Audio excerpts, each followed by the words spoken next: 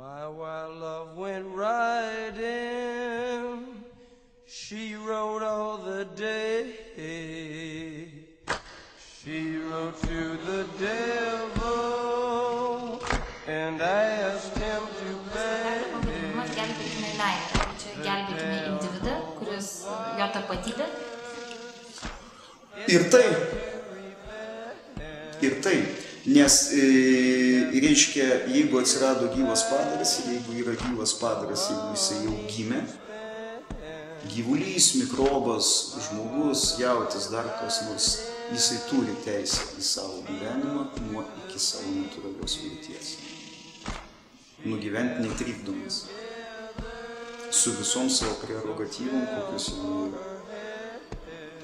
Ir niekas neturi teisės kištis. Tai nei tėvai, nei valstybė, nei niekas.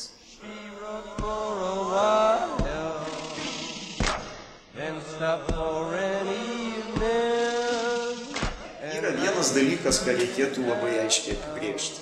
Yra individas ir yra individų grupė.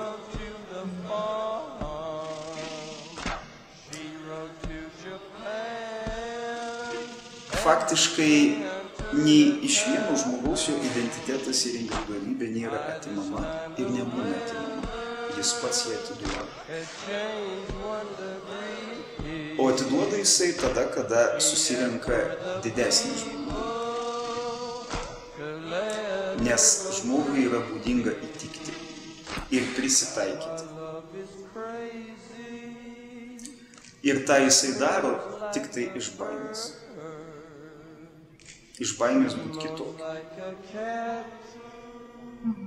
Šitą dalyką aš niekinu.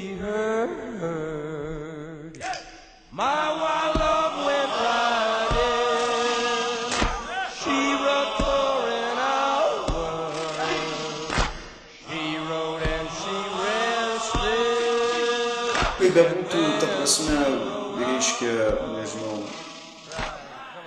iliuzoriška tai, bet tai, ką rašė Tomas Moras apie utopiją, tai iš tiesų bent jau skamba iliuzoriškai. Tai kas yra meilė?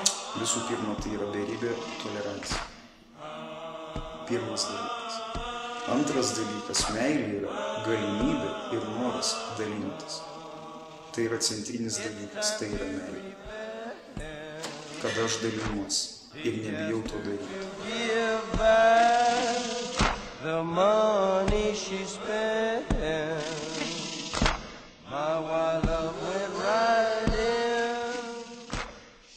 Per televiziją reklama, arba mieste reklama, man siūlo tik nesveikus produktus.